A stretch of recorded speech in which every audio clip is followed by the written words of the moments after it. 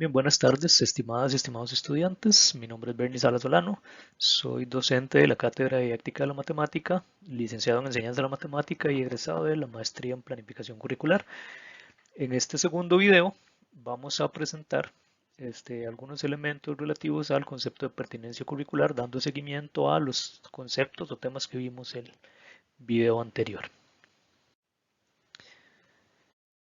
Bien, para retomar lo que conversamos en la última diapositiva del video anterior, habíamos cerrado esa clase con una pequeña aproximación a la noción de pertinencia curricular, donde habíamos mencionado la idea de que el concepto de pertinencia curricular está muy relacionado al concepto de calidad del currículo y calidad educativa, y implica que el programa tenga cierta congruencia en relación a algunos elementos que habíamos mencionado, entre los cuales habíamos dicho, bueno, tiene que haber congruencia entre lo que dice la teoría y la práctica, este, entre los diferentes elementos curriculares también, léase los objetivos, los contenidos, las actividades de mediación o de enseñanza y aprendizaje y las actividades de evaluación. Además, habíamos mencionado que debe haber congruencia entre el diseño del currículum, es decir, lo que dicen los programas de estudio, cómo se debe dar la clase, cómo se debe ejecutar la clase, cómo se debe evaluar, etcétera, y lo que se hace en la práctica, es decir, lo que nosotros hacemos en el aula, la implementación del currículo.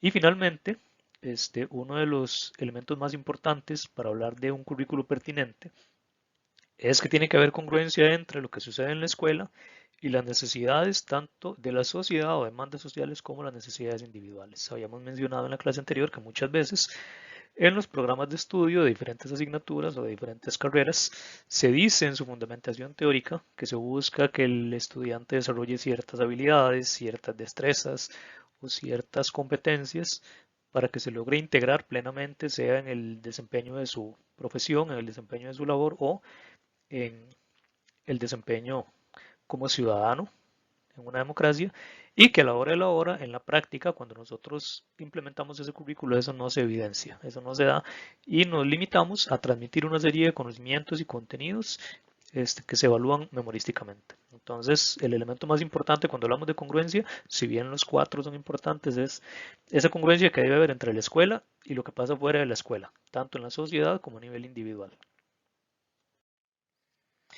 Bien, continuando entonces con esta perspectiva, les tengo por acá una cita de los autores Cole y Martín, que son españoles, en el 2006, que precisamente en un artículo sobre el debate curricular, que lleva a reflexionar sobre algunos elementos de la pertinencia del currículo, nos mencionan lo siguiente.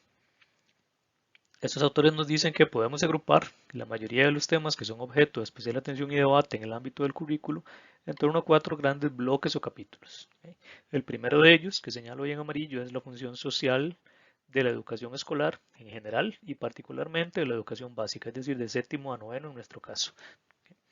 El segundo criterio, que es importante analizar cuando hablamos de pertinencia, y que es un tema muy relevante y recurrente en el debate curricular, es la selección, caracterización y organización de aprendizajes, o sea, cómo seleccionamos esos contenidos, que es parte del proceso de diseño curricular que estudiamos en la presentación anterior. El tercer elemento importante cuando hablamos de pertinencia es el papel de los estándares y las evaluaciones. Mencionábamos en la diapositiva anterior también, o perdón, en la presentación anterior más bien, que muchos de estos estándares son propuestos y algunas veces impuestos por organismos internacionales. Entonces hay que valorar si realmente estos estándares se ajustan a las necesidades, por ejemplo, de un país o de una comunidad. Y finalmente, los procesos de reforma y cambio curricular. ¿Qué hay detrás de estos procesos de cambio y reforma cuando se propone un nuevo programa, cuando se implementa un nuevo programa? ¿Y qué conclusiones y repercusiones tiene a nivel individual, a nivel comunal? Estos cuatro elementos entonces los vamos a analizar un poco más a detalle en la siguiente diapositiva, si son cuatro elementos fundamentales que tenemos que tener en cuenta siempre que hablamos de pertinencia de un currículo. Bien, en cuanto al primer elemento de pertinencia del currículo, que es cuando hablamos de la función social de la educación general básica, la función social de la escuela, este punto de vista o esta perspectiva es abordada más bien por diferentes autores, tomando en cuenta diferentes elementos. Vamos a ver, conforme avancemos en la presentación, que en realidad todos estos elementos en la práctica están relacionados y una cosa afecta o implica o repercute en la otra. ¿Okay? Entonces no son 4 aspectos o 4 elementos que están separados entre sí, sino que en la práctica todos esos 4 elementos están relacionados. ¿Okay? El primero, cuando hablamos de la función social de la educación y por tanto la función social que se supone que persigue un currículo, un programa de estudios, un plan de formación, diversos autores nos hablan de 3 focos de atención en cuanto a las tensiones que genera el currículo. ¿Okay? Entonces, una de esas tensiones es precisamente esa dicotomía que a veces pareciera opuesta o a veces pareciera contradictoria un elemento con el otro, que es el querer satisfacer las necesidades sociales en términos de un mercado laboral o el buscar satisfacer las necesidades o el del desarrollo personal de los individuos que tenemos en este caso en nuestras aulas, en nuestros estudiantes. Algunas perspectivas dicen que estos dos elementos son de alguna forma opuestos, diametralmente opuestos o contradictorios, que o bien la escuela debería satisfacer las necesidades de un mercado laboral, o sea, preparar solamente al individuo para que se desarrolle profesionalmente o laboralmente en la función que vaya a desempeñar luego de que cumpla su educación general básica. Y otros apuntan a que el propósito de la escuela debería ser más bien el desarrollo del individuo como persona y no tanto el prepararlo como un obrero, como una persona cuya única función va a ser dedicarse a trabajar. ¿Okay? Lo cierto es, desde perspectivas más actuales, que en realidad el currículo de alguna forma debe satisfacer ambas necesidades. Nosotros no podemos pensar que vamos a formar un individuo solo para que se sienta realizado profesionalmente si no se logra insertar en su mercado laboral de manera exitosa. De la misma forma, un plan de formación, una carrera, o un plan de formación en primaria y secundaria, tampoco puede estar orientado solamente a cumplir las demandas de un mercado laboral y decir, bueno, yo salgo de aquí y me aseguro que ese estudiante cuando salga de este proceso consigue trabajo rápido, si a la par de eso no va también el desarrollo personal y no logramos o fomentamos por lo menos que la persona se sienta realizada como ser humano en el desarrollo de sus tareas y funciones, las que sean. ¿Okay? Ese es un primer elemento que tiene que ver entonces con la pertinencia social del currículo. Muchos autores dicen que empatar estas dos condiciones o estas dos situaciones no siempre es fácil, porque muchas veces jalan, por decirlo así, en direcciones opuestas. ¿Verdad? Entonces esa es una de las grandes tensiones y uno de los grandes retos del currículo. Entonces, precisamente ahí es donde está la complejidad del desarrollo de un plan o una propuesta curricular, porque debe cumplir ambas de alguna forma y desde afuera hay fuerzas jalando a veces en diferentes direcciones.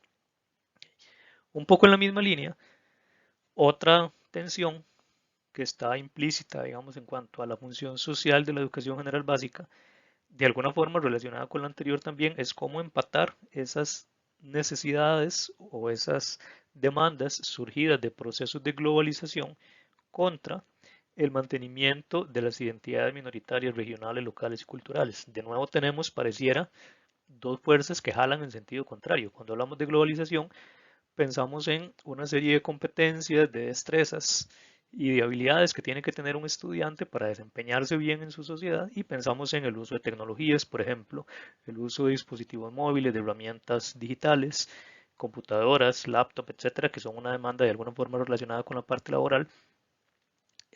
Y también en otro tipo de destrezas como el manejo de diferentes idiomas, la capacidad de relacionarse con personas de diferentes culturas y demás. Y por otro lado, a la escuela también se le exige, y el currículo debería fomentar eso, el mantener esas identidades regionales de grupos minoritarios, sea étnicamente, culturalmente, en términos de género y demás. O sea, cómo nosotros mantenemos esa idiosincrasia como costarricenses o en las diferentes comunidades, que no es lo mismo la identidad de una comunidad en la zona atlántica, por ejemplo, en el Caribe costarricense, que en Punta Arenas o en una comunidad indígena. ¿Okay? ¿Cómo nosotros logramos empatar esas dos necesidades? Porque de alguna forma también el currículo debe satisfacer ambas. Bueno, no podemos jalar para un solo lado en detrimento del otro. ¿Okay? Y una tercera tensión que está implícita también cuando pensamos en la función social del currículo es ese debate entre calidad y equidad. Muchos autores, desde un punto de vista un poco extremista tal vez, ponen la cuestión de la calidad y la equidad como si fueran contradictorias. ¿Okay? Por un lado, cuando hablamos de calidad de la educación, pensamos en sistemas educativos que cumplan satisfactoriamente con estándares internacionales, que cumplan ciertos niveles de aprendizaje o ciertos niveles de desempeño, que muchas veces están dados, como les digo, por instituciones o por organismos fuera del país. Y por otro lado, pareciera que en contradicción a ese concepto de calidad educativa está el tema de la equidad. Muchas veces se piensa que, y incluso algunos sistemas educativos lo trabajan de esa forma, algunas instituciones, para garantizar una calidad en la educación, se comienza a segregar o a separar a esas personas que tienen alguna dificultad en el acceso. Muchas veces esas personas que tienen un bajo rendimiento o un bajo desempeño, por alguna razón, no es porque no tengan la capacidad cognitiva, sino porque sus condiciones sociales, económicas o desarrollo de vida no les permiten entrar a competir, digamos de alguna forma, el sistema educativo en las mismas condiciones. Pensemos, por ejemplo, que no es lo mismo el desempeño que podría tener un estudiante cuyos padres son de clase media y viven en el área metropolitana, que tienen más acceso a recursos tecnológicos, a bibliotecas, a internet, etcétera, que un estudiante de una zona rural cuyos padres son de clase baja, probablemente por ejemplo sus padres agricultores, y tal vez no tenga ese mismo acceso a ciertos recursos o no tenga incluso en la casa esa cultura o esa posibilidad de acceder, por ejemplo, a una biblioteca donde él pueda leer a gusto o donde pueda leer incluso por gusto, no se fomentan esas habilidades. Entonces, desde ahí pensaríamos que esos estudiantes que están en condición de desventaja social o económica, de alguna forma implican una reducción en la calidad del sistema educativo como un todo. ¿Okay? Entonces, estos tres grupos de fuerzas, digamos, parece que están jalando en diferentes direcciones. ¿Okay? Los autores más contemporáneos nos dicen que no tienen por qué ser así y es algo que vamos a ir viendo en como conforme avancemos en las diapositivas. Precisamente la propuesta actual para que un currículo sea pertinente es que no debe jalar en una dirección en detrimento de la otra, cuando hablamos de esas tensiones, sino lograr un equilibrio entre estas dos fuerzas. Y precisamente, vamos a verlo más adelante, actualmente el concepto de calidad de la educación está muy vinculado al concepto de equidad. No podemos hablar de calidad si no logramos primero la equidad. No podemos hablar de un sistema educativo que prepare para un mercado laboral si además no promueve un desarrollo personal y una realización personal. Y no podemos hablar de un sistema educativo que promueva procesos de globalización en detrimento de la preservación de esas identidades de grupos o comunidades minoritarias. ¿Okay? Entonces, de alguna forma, esas dos tensiones, esos dos elementos deberían más bien conjugarse. Y eso genera un currículo pertinente, socialmente hablando. Bien, como vemos, el lograr el equilibrio entre estas diferentes fuerzas en la práctica no es sencillo. ¿Verdad? Siempre van a haber intereses encontrados y gente o grupos sociales que jalen para un lado o jalen para el otro. ¿Verdad? Y todas esas presiones o todas esas tensiones al final recaen sobre el programa escolar, sobre el sistema educativo y sobre un proyecto educativo, sea de una institución o sea a nivel nacional, porque al estar inmersa una escuela, un sistema educativo, una institución en una comunidad específica con ciertas necesidades no está exenta de toda esta problemática o de todas estas tensiones que jalan para diferentes lados. ¿Okay? El segundo elemento mencionábamos que tiene que ver con la pertinencia, perdón, curricular, es el tema de la selección, caracterización y organización de los aprendizajes. ¿Okay? Que tiene que ver con cómo se seleccionan esos contenidos, quién selecciona esos contenidos. ¿Okay? Entonces, esto va a estar relacionado con lo que mencionábamos en la diapositiva anterior. Algunas cuestiones importantes ahí, que es una pregunta básica cuando comenzamos a reflexionar o cuando comenzamos a hacer ese diagnóstico, que era la primera etapa de un diseño curricular, es cuáles son los aprendizajes básicos necesarios para todos los futuros ciudadanos. Y es un punto de partida que pareciera una pregunta que incluso se responde sola. Lo que pasa es que cuando comenzamos a plantear esa pregunta desde diferentes perspectivas sociales, por ejemplo, una cámara empresarial va a decir, no, nosotros necesitamos que los estudiantes cuando salgan de quinto año tengan estas habilidades, porque queremos que se ingresen al mercado profesional o al mercado laboral, perdón. Entonces, otros grupos sociales, otras personas van a decir, por ejemplo, los padres de familia probablemente van a decir, no, a mí me interesa más bien que mi hijo se siente realizado como persona. Entonces, de nuevo, esas tensiones que jalan para diferentes lados responden de alguna forma a esta pregunta elemental de diferentes maneras. Y esto hace que A veces con el interés de cumplir con todas esas expectativas, se comienza a llenar de contenidos, a veces de una forma abusiva, los planes de estudio. Entonces, bueno, que las empresas quieren tal cosa, echamos esto. Que la iglesia quiere tal cosa, bueno, esto genera tales contenidos. Que los padres de familia quieren tal cosa, bueno, echamos más contenidos para cumplir esas necesidades. Entonces, se convierte en un saco sin fondo donde echamos cosas y al final eso genera programas saturados de contenidos.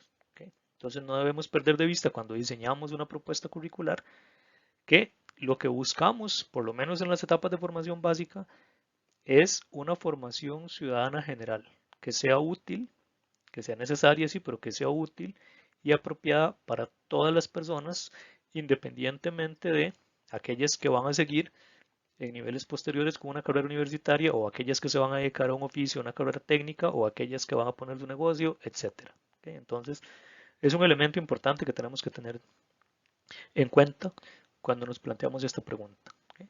Entonces, esto nos lleva a otra cuestión.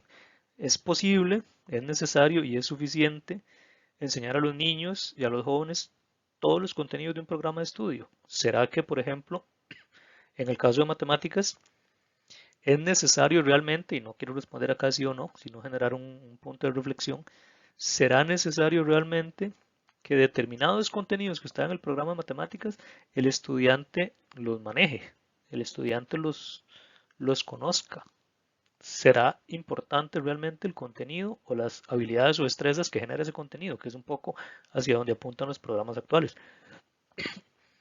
¿Esto por qué? Porque muchas veces se hace énfasis en cumplir todos esos contenidos y resulta que de repente lo importante no es el contenido, son las habilidades que se van desarrollando con esos contenidos. ¿Okay? No podemos perder de vista que por más que queramos, en un proceso escolar, no podemos enseñar todo lo que todo mundo quisiera que un estudiante sepa, por una limitante obviamente de tiempo y por una limitante además de la capacidad cognitiva del estudiante dependiendo del nivel en el que está.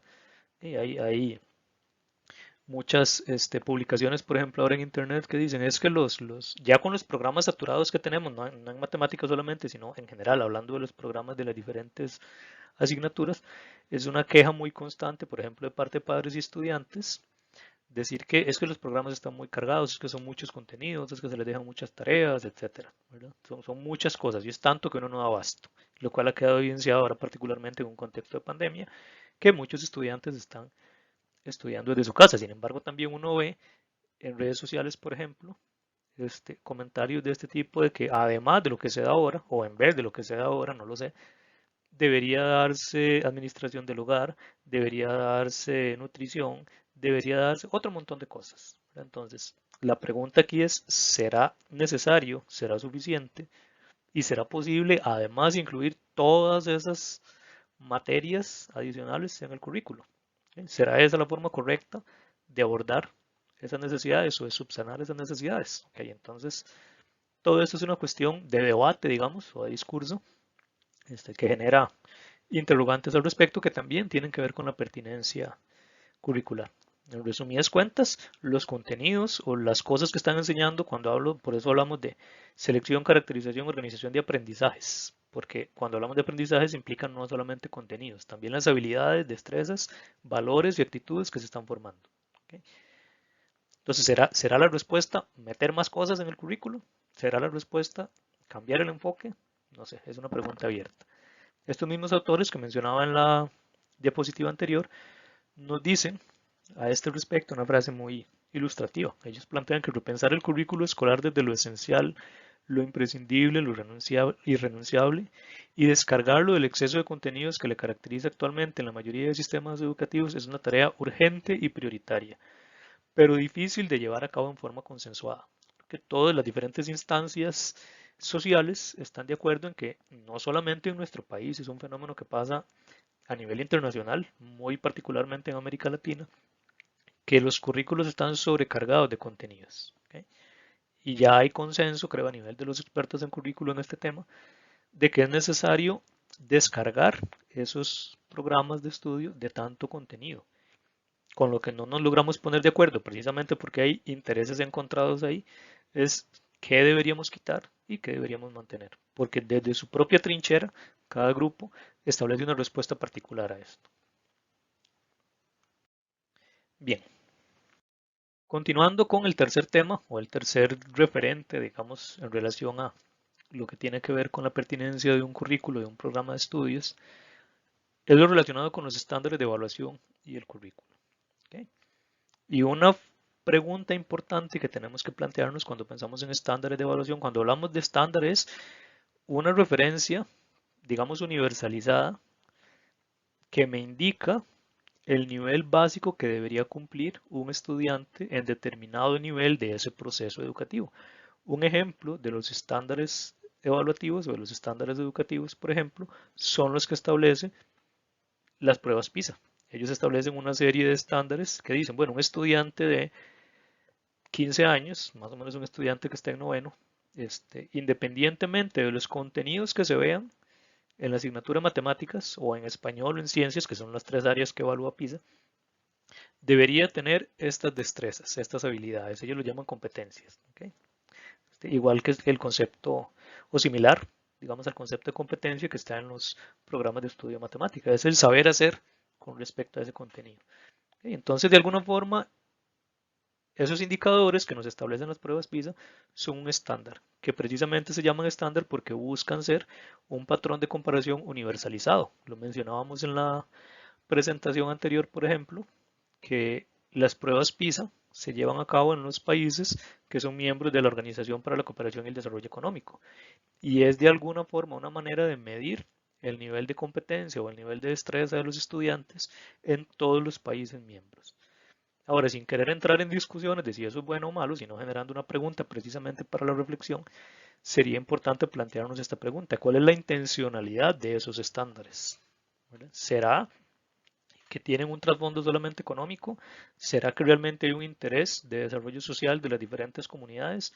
¿Será realmente, perdón, que todas las comunidades, por ejemplo en nuestro país, que es un país tan diverso en entornos sociales y culturales, a pesar de ser un país tan pequeño, ¿será que esos estándares son apropiados para todas las comunidades? Ese es un ideal, pero ese ideal a fin de cuentas, ¿quién lo define? ¿Qué intereses hay detrás de esos procesos? ¿Y qué tan pertinentes o qué tan apropiados serán para nuestros diferentes grupos sociales? Sí, es una pregunta que queda ahí en el aire. A la mano de estas dos cosas, como les digo, los estándares de aprendizaje está la noción de competencia.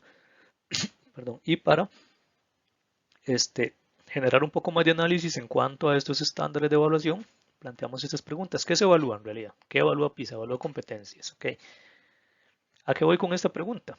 Bueno, muchos de los detractores, sin querer ponerme a favor o en contra del modelo, muchos de los detractores plantean que solamente se evalúan competencias y habilidades necesarias para que el estudiante ingrese a un mercado laboral. ¿Sí? Muchos de los detractores de este modelo de PISA, por ejemplo, dicen, bueno, es que no se evalúan otros elementos, no se valoran, por ejemplo, no sé, el nivel de realización personal que tiene una persona al proceso. No se evalúa si realmente la persona está sintiéndose satisfecha con lo que está haciendo de su vida cuando pasa por ese proceso. Simplemente se evalúa lo que desde la perspectiva de quien hizo esos indicadores, esos estándares, es necesario para que la persona entre a trabajar, para que el país se desarrolle. ¿Okay? Que no digo que no sea una necesidad del país, pero bueno, es importante generar discusión y tomarlo de una forma crítica. ¿Cómo se evalúa?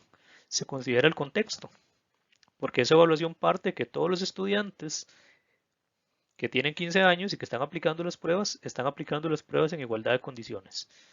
¿Medirá ese rendimiento en esas pruebas realmente el proceso educativo al que ha vivido un estudiante según la comunidad, según la región en la que esté, por ejemplo, según el grupo étnico cultural al que pertenezca, según la región geográfica donde vivo? En ese sentido, cabría preguntarse si es pertinente esa evaluación y el uso de esos estándares y competencias. De la mano con esa pregunta, entonces, podríamos plantearnos otra para continuar la reflexión. Bueno, esos estándares buscan promover el desarrollo económico del país y el desarrollo social del país. Pero ese desarrollo económico y social viene de la mano con la promoción de la equidad, de la garantía de igualdad de oportunidades a los diferentes comunidades o grupos del país. Promueve la inserción en esos procesos de desarrollo social y económico de grupos económica y socialmente más desfavorecidos. o más bien promueve la exclusión de esos grupos. Y con estas tres preguntas, entonces cabría hacerse la última o el último cuestionamiento de si ese estándar o ese modelo de evaluación será realmente la única alternativa o inclusive será la mejor alternativa si es que hay otra. ¿Okay? Como les digo, no voy a tomar partido acá de si es correcta o no es correcta. Yo creo que como cualquier modelo de evaluación y cualquier modelo de estándares que se definan, tiene sus ventajas y tiene sus desventajas. La idea de generar estas preguntas no es tomar partido a favor o en contra. Ustedes podrán tomar su propio criterio al respecto, pero sí, por lo menos, perdón, generar un poco de reflexión al respecto y no asumirlo como algo que como viene de afuera, como viene de la OCDE, es bueno y hay que hacerlo así y punto. ¿Okay? Sino asumirlo de una forma crítica. Bien, continuando con respecto al último de los elementos relacionados a la pertinencia curricular, vienen los procesos de reforma y cambio. ¿Okay? Aquí es donde nos planteamos ese gran cuestionamiento. Todos esos procesos de reforma y cambio vienen de la mano de todas estas situaciones que hemos conversado antes. ¿Verdad? Estándares evaluativos, estándares que de alguna forma esos estándares evaluativos definen estándares curriculares y estándares educativos también. Las tres cosas van de la mano. ¿Okay? Y hay una intencionalidad de alguna forma política detrás de todos estos procesos. Recuerden que la educación y por lo tanto el currículo también, al estar inmerso en una sociedad, no es neutral. Siempre cualquier proyecto educativo tiene detrás de una intencionalidad política. Entonces aquí entramos en este círculo que planteamos en la parte derecha de la diapositiva. Ese modelo de competencias prioriza ciertos saberes, los pone en primer lugar contra otros que define que no son tan importantes. Esta priorización de saberes bajo este modelo evaluativo a la vez termina generando política pública. Y esa política pública se ve reflejada en las políticas educativas, en la política curricular, en el diseño de los programas de estudio y en todo el diseño curricular de todas las asignaturas, desde preescolar hasta quinto, sexto grado de secundaria. ¿Okay? Y a la vez, estas políticas públicas que se plasman en las propuestas metodológicas de esos programas de estudio generan prácticas de enseñanza. De nuevo, cabe preguntarnos a quién benefician estos modelos, estos procesos de reforma. ¿Okay?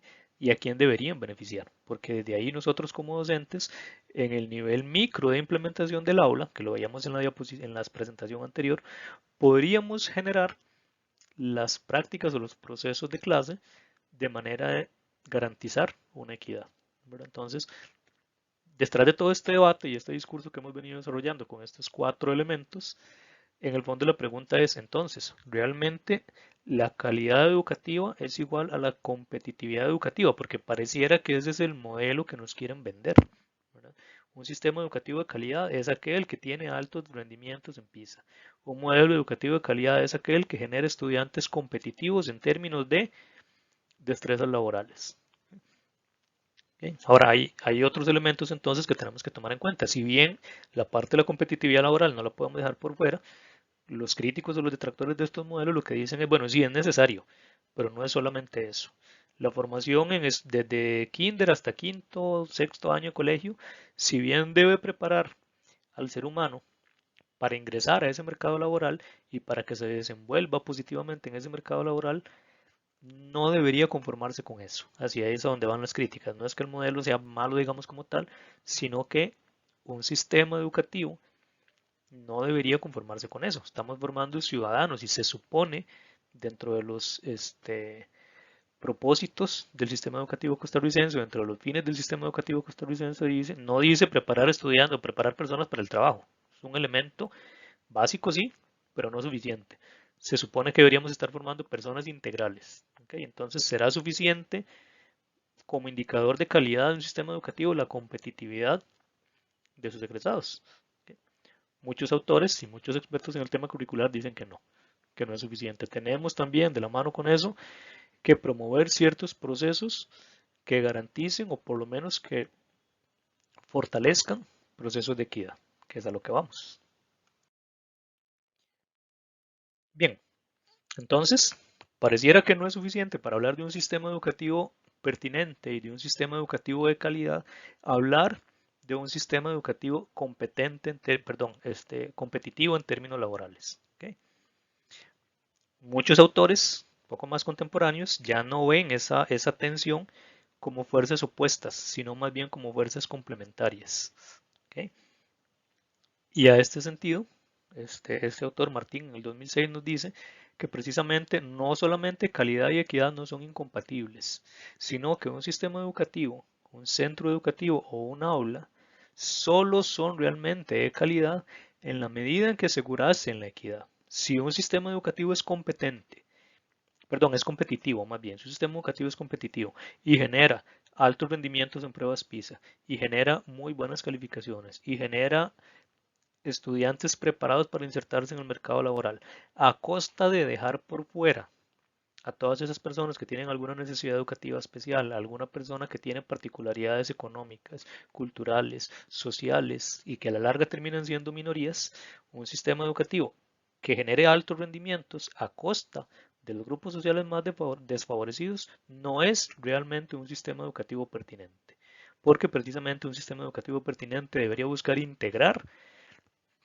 preferiblemente también a todas esas minorías y lograr equiparar sus condiciones para que socialmente también logren salir adelante e insertarse activamente a las comunidades, aportando a sus comunidades y también insertándose en el mercado laboral.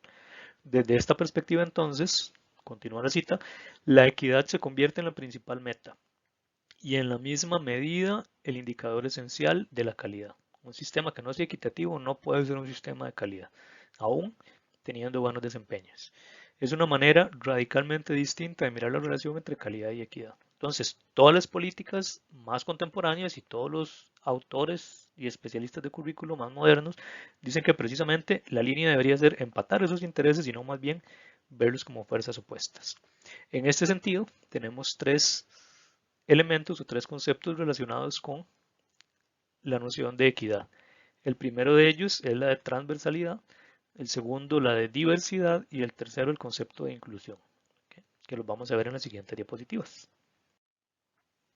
Ok, entonces, retomando, cuando hablamos de transversalidad, que es el primero de esos ejes, de hecho los tres están presentes en el sistema educativo costarricense, cuando hablamos de transversalidad estamos hablando de que el sistema educativo como un todo, la escuela como un todo, y no es algo que se limite a una asignatura, sino que debería abordarse integralmente en todas las asignaturas y a lo largo de todos los ciclos lectivos, desde preescolar hasta un décimo o décimo año, depende de si estamos en un colegio académico o un técnico. Ciertos saberes que son necesarios y que son importantísimos, de hecho imprescindibles, para que ese estudiante se logre desenvolver en sociedad y logre no solamente ser exitoso laboralmente, sino aportar a su entorno, aportar a su sociedad y construir una sociedad más equitativa, una sociedad más justa y una sociedad donde pueda precisamente equilibrar esos intereses sociales y laborales con los intereses personales, trayendo de la mano a todas esas minorías. ¿Ok? Entonces, en ese sentido y con esa visión, los programas de estudio nos hablan de cuatro grandes temas transversales que son fundamentales particularmente en el mundo que nos movemos actualmente por el hecho de que, y la pandemia lo ha demostrado muy bien, estamos tan interconectados que lo que nosotros hagamos aquí afecta a nivel mundial. El primero de estos temas o ejes transversales es la cultura ambiental para el desarrollo sostenible, el cual es fundamental porque estamos en una etapa donde está iniciando a verse los efectos devastadores del cambio climático que ha sido consecuencia de las malas políticas de los países y de las malas prácticas de los ciudadanos en cuanto al manejo del ambiente, en cuanto al manejo de desechos, en cuanto al uso de recursos, en cuanto a al sobreabuso de la energía, del agua, de la electricidad, de los combustibles, etc. Entonces, uno de los elementos fundamentales que deberíamos incluir en nuestras asignaturas y que deberíamos tocar en las clases de matemáticas, también relacionándolo con la cuestión de contextualizar esos saberes, es el promover una cultura ambiental para el desarrollo sostenible. El segundo de ellos tiene que ver con una educación integral para la sexualidad. ¿Okay? Una educación integral que le permita a la persona desde que es niño, desde que es adolescente, ir desarrollando esa cultura de cuidado para luego vivir su sexualidad de manera plena y de manera responsable. Un tercer elemento tiene que ver, o más bien se denomina educación para la salud, que tiene que ver con esa educación preventiva, que no es solamente, cuando hablamos de educación para la salud, no es solamente el uso de los servicios de la caja, por poner un ejemplo, sino también el uso de estilos de vida saludables, estilos de alimentación saludables, practicar ejercicios, practicar deportes y trabajar también en la prevención de la enfermedad, de la promoción de la salud y la prevención de la enfermedad, que ambas cosas van de la mano. ¿Verdad? Y finalmente, siendo el hecho de que vivimos en una cultura democrática, en un país democrático, este, el último tema transversal que deberíamos promover en nuestras clases es la vivencia de los derechos humanos para la democracia y la paz. Y a la par de esa vivencia de los derechos humanos, también la vivencia de las responsabilidades ciudadanas, porque muchas veces en Costa Rica hacemos énfasis en que, yo tengo derecho a, pero pensamos que mi derecho va por encima de los derechos de los demás. Cuando tenemos un derecho como ciudadanos, también tenemos la responsabilidad de vivir en armonía y respetar y hacer valer no solamente nuestros derechos, sino los de los demás. ¿Okay? Entonces, ahí viene el concepto de responsabilidad también ciudadana. Estos cuatro ejes, entonces, o estos cuatro temas, son los grandes cuatro temas transversales que promueve el Ministerio de Educación Pública, que, como les decía hace un rato, no deberían abordarse solamente en una materia. A veces pensamos, por ejemplo, que el tema de la educación integral de la sexualidad es que el tema de sexualidad se ve en ciencias, cuando ven órganos y sistemas del cuerpo humano y tal. ¿Okay? Eso es un elemento pequeño, pero el tema de educación integral para la sexualidad se puede abordar desde todas las asignaturas y lo que promueve o lo que propone el programa, todos los programas precisamente es que ese tema se abarque haciendo los ajustes del caso y promueva la reflexión y el análisis desde todas las asignaturas. Lo mismo los demás, podríamos decir, no, es que educación para la salud se ve, para eso en educación física, eso a mí como profesor de matemática no me interesa. O los derechos humanos y la democracia, eso se ve en estudios sociales, a mí como profesor de matemática no me interesa. Pues no, lo cierto es que desde nuestras asignaturas nosotros podemos promover el conocimiento y la profundización de esos temas, no viéndolos como un tema o como un contenido más, sino como un aprendizaje que trascienda lo que se ve en el colegio y que les quede a nuestros estudiantes para desenvolverse responsablemente en su vida como adultos. Bien, continuando entonces, otro elemento importante que también está presente en la política curricular y en nuestra política educativa es la atención a la diversidad. ¿Okay? Y aquí hago hincapié en el hecho de que cuando hablamos de atención a la diversidad, solemos pensar en necesidades de aprendizaje, lo que llamamos necesidades educativas especiales. ¿Okay?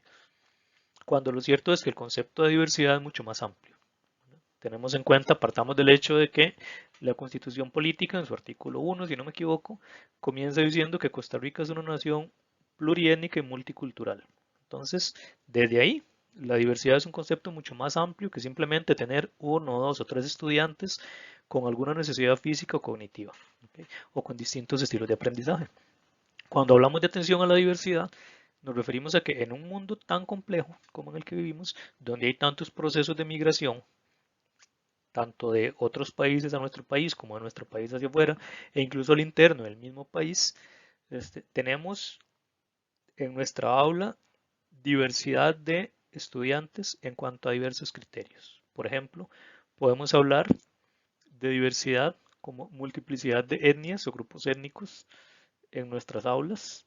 Podemos hablar de diversidad de género también. Muchas veces la forma en la que se educa a un varón contra la forma en la que se educa a una mujer hace que los varones, por ejemplo, en nuestra materia en matemáticas, tengan más facilidad en el acceso a la asignatura que las mujeres. ¿Por qué? Y por eso pongo esta imagen acá de dos niños, dos hermanitos, un niño y una niña jugando como con piezas de armar. Muchas veces desde elementos tan básicos como los juguetes que se le dan a un niño o a una niña desde pequeños, inconscientemente los papás lo hacen, promueven, en el caso de los varones, el desarrollo de ciertas habilidades espaciales o de ciertas destrezas espaciales que muchas veces en las niñas no se desarrollan.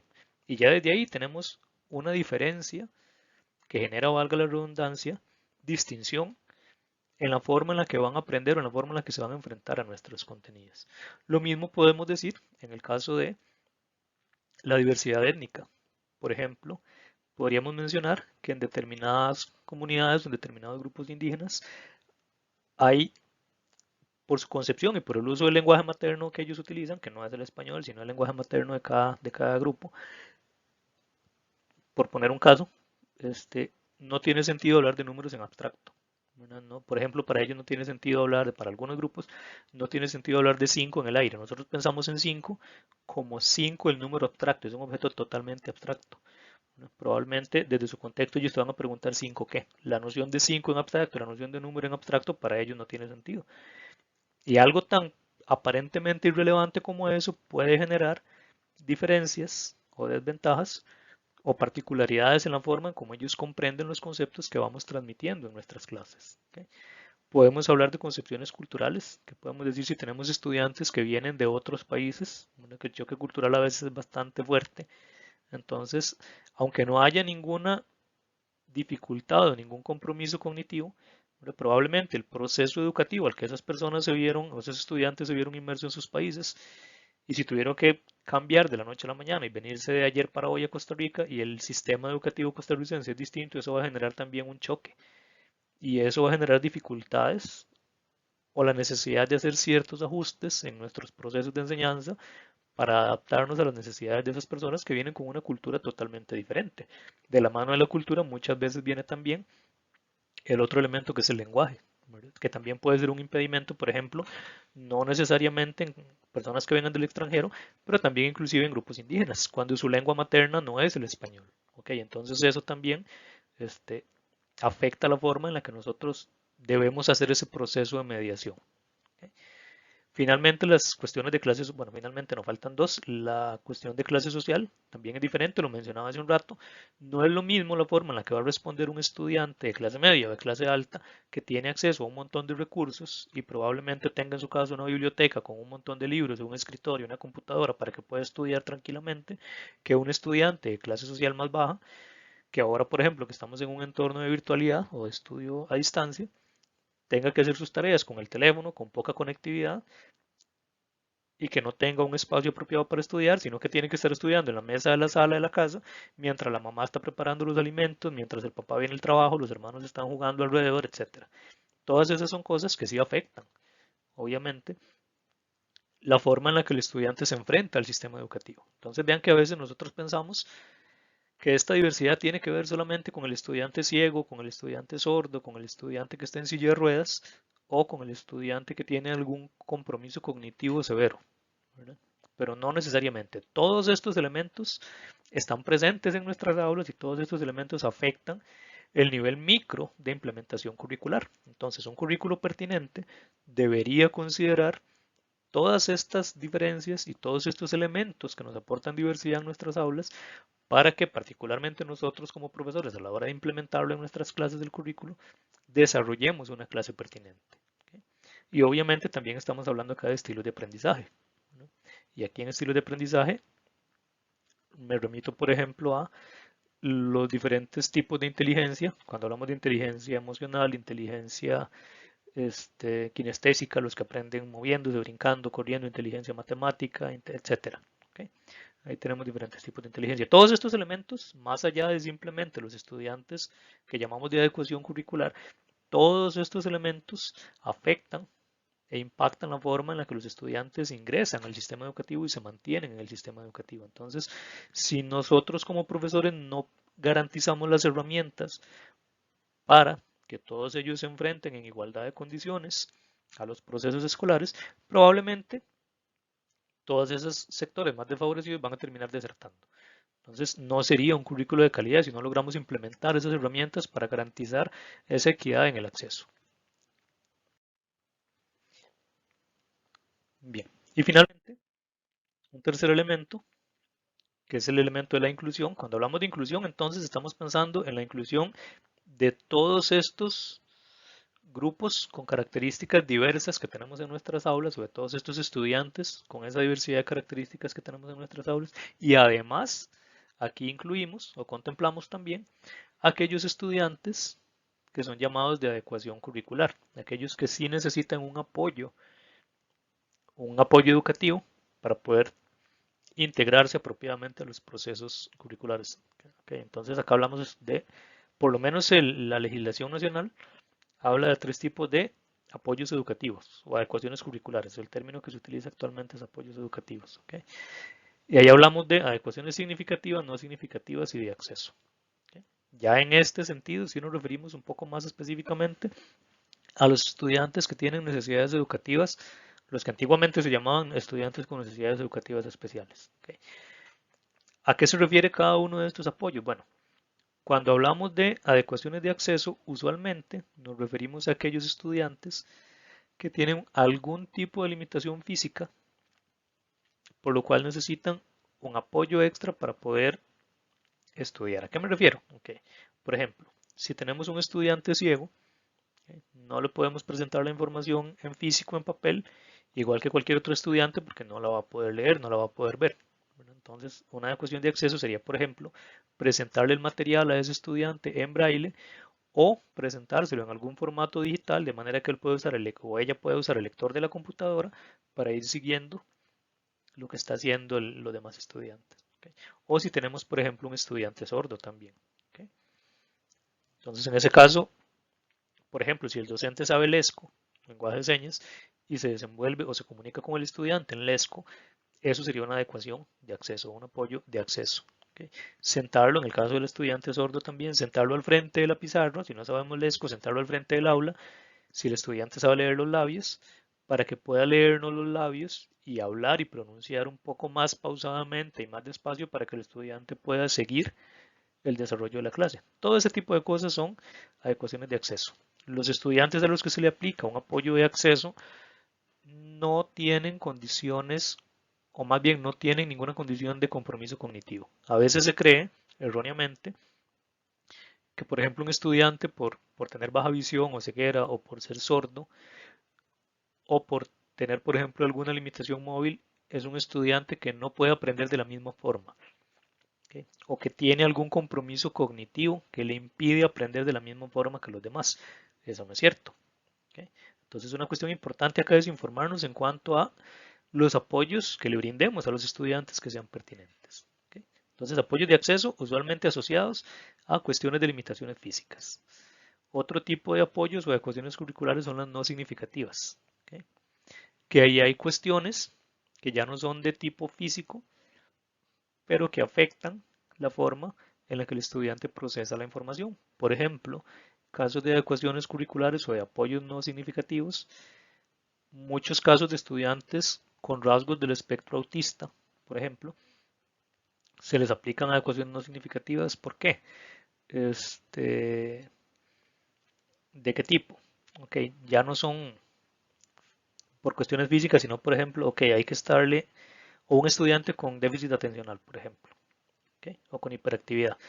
Se le aplican ciertas, o se le dan ciertas, se le desarrollan ciertas prácticas en clase que le permitan a ese estudiante, por ejemplo, no distraerse tan fácilmente. Entonces, el desarrollar algún tipo de señal con el estudiante para llamar la atención en el momento. El dar indicaciones más claras o dar indicaciones concretas y puntuales para que el estudiante no se pierda o no se distraiga, tanto oralmente como en una prueba o en una práctica, dar indicaciones más cortas. ¿Okay? Todo ese tipo de elementos son adecuaciones no significativas. Si hay alguna cuestión, por ejemplo, de memoria a largo plazo, pero que no afecta la comprensión y a largo plazo, perdón, y que no afecta las capacidades cognitivas del estudiante, por ejemplo, el permitirle usar tablas o el permitirle usar marcadores para que subraye o señale con colores las ideas clave en la materia, ¿okay? O el permitirle usar fichas con resúmenes de la materia, todas estas cosas son adecuaciones no significativas, ¿okay? Pero no hay ningún cambio en los contenidos curriculares. A la larga, ese estudiante al que se le aplica una adecuación no significativa puede, con los apoyos necesarios y con los apoyos correctos, llegar al mismo nivel cognitivo que los demás estudiantes. Y el último tipo de apoyo, que son las adecuaciones significativas, tiene que ver ya con estudiantes que tienen algún tipo de compromiso cognitivo serio. Y estos son usualmente diagnosticados. Nosotros no podemos como docentes aplicarle, digamos, unilateralmente una adecuación significativa a un estudiante. Una no significativa, una de acceso, nosotros las podemos proponer, y dialogar con los papás y con el estudiante para ver si son apropiadas o no e ir ajustando. En cambio, una adecuación significativa, ya detrás de una adecuación significativa hay un diagnóstico de un especialista, un psicopedagogo, por ejemplo, un psicólogo, un psiquiatra, etcétera. ¿Okay? Y cuando hablamos de adecuaciones significativas, ya estamos hablando de casos en los que el estudiante, por algún compromiso cognitivo severo, no puede llegar al mismo nivel de profundidad o al mismo nivel de abstracción, por ejemplo, en el caso de matemáticas, que los demás estudiantes. Entonces, cuando aplicamos una ecuación significativa, sí hay un cambio de contenidos. Entonces, es el caso de los estudiantes que, por ejemplo, están en 10º año y por su condición particular se les está evaluando, aunque estén en 10º año por la edad, se les están evaluando contenidos, habilidades y destrezas de 7º año o de 8º año, por poner un ejemplo. Entonces, cuando hablamos de ecuaciones significativas, sí implica un cambio en el currículo, un cambio de fondo en el currículo, tanto de contenidos como de metodologías y evaluaciones. ¿Okay? Esos son los 3 tipos de apoyos que tenemos. ¿Okay? Entonces, retomando, vean que cuando hablamos de inclusión o cuando hablamos de atención a la diversidad es mucho más que simplemente las adecuaciones curriculares. Las adecuaciones curriculares son una pincelada de toda esa enorme variedad, que tenemos en nuestras aulas. Y aquí tenemos un esquema de cómo se ha manejado a lo largo de la historia y cuál es el ideal actual hacia el que queremos ir y hacia el cual el ministerio apunta. ¿Okay? Originalmente, todas estas personas que tenían algún tipo de necesidad educativa especial vivían en procesos de exclusión. ¿Okay? ¿A qué me refiero cuando hablamos de procesos de exclusión? Bueno, eran niños o estudiantes que ni siquiera se mandaban a la escuela. ¿Verdad? Por ejemplo, eh, hace años era muy normal que si algún padre de familia tenía, por ejemplo, un estudiante o un hijo, más bien, perdón, con, por ejemplo, con síndrome de Down, incluso se le escondía en la casa y se le mantenía encerrado, ¿verdad? O otros tipos de padecimientos. Entonces, en ese contexto estaban excluidos del sistema educativo. O incluso cuando tenían un estudiante sordo, un estudiante ciego, se tenía la concepción de que esas personas no podían aprender igual que el resto de las personas. Entonces, no, es que si es sordo no va a poder ni ver, ni escuchar, perdón, la explicación de la maestra, entonces ¿para qué lo voy a mandar? Y vivían en una situación de total exclusión, ¿no? Ni siquiera podían ingresar al sistema educativo. Conforme va avanzando la forma en la que comprendemos estas situaciones, pasamos a procesos de segregación. Entonces, en algún momento se optó por incluir a estas personas o ingresarlas al sistema educativo, pero entonces, como eran personas, comillas, especiales, y lo digo entre comillas porque usualmente se utiliza ese término peyorativamente, como eran personas especiales, entonces había un aula donde un maestro o una maestra especial, una maestra más bien profesional en educación especial, trataba a esos estudiantes y no se relacionaban con los estudiantes entre comillas normales. ¿Verdad? Luego pasamos a otra etapa donde esos estudiantes pasan a estar en el aula regular, pero se les da un tratamiento totalmente aparte. O sea, están en el aula regular, pero no son parte de ese proceso. Se les trata aparte, se les da un proceso, de alguna forma, sigue manteniéndose de alguna forma algún proceso discriminatorio ahí, ¿okay? Y se les da un trato diferenciado. ¿Okay? Y finalmente, que es hacia lo que apunta el Ministerio de Educación Pública y todas las políticas de atención a personas con discapacidad y con algún tipo de limitación, hablamos de procesos de inclusión. ¿Okay? Que cuando hablamos de procesos de inclusión ya es que estas personas, estos estudiantes estén en el aula regular y darles el apoyo para que se logren desenvolver al igual que las personas que no tienen ningún tipo de limitación física o cognitiva. ¿Okay? Un ejemplo de este proceso de inclusión es ahora lo que maneja la UNED y creo que todas las universidades públicas y el ministerio hacia ello también, es el diseño universal de aprendizaje, que es una forma de pensar el diseño de nuestras clases de manera que nuestros materiales, nuestros recursos y todo lo que utilicemos en clase sea lo suficientemente flexible para que sea apto para que lo utilicen todos y sea un material que le sirva tanto a la persona, por ejemplo, que tiene una limitación visual, como a la persona que no. ¿Okay? Que le sirva tanto a la persona que tiene una limitación auditiva como a aquella otra persona que no. Entonces aquí estamos hablando de un verdadero proceso de inclusión, que es hacia donde queremos, ese es el ideal actualmente. Bien, recapitulando entonces, Vean que el concepto de pertinencia curricular es un concepto que abarca muchos elementos, ¿verdad? Entonces es obviamente muy difícil cubrirlo en una sola presentación. Aquí hicimos una pincelada de algunos de esos elementos y cómo se relacionan entre ellos y con lo que vimos en la primera presentación, en el primer video. ¿Ok? Entonces de mi parte llego hasta acá. Agradecerles por el tiempo. Nada más de nuevo, por acá tengo las referencias que utilicé para esta presentación, estos artículos.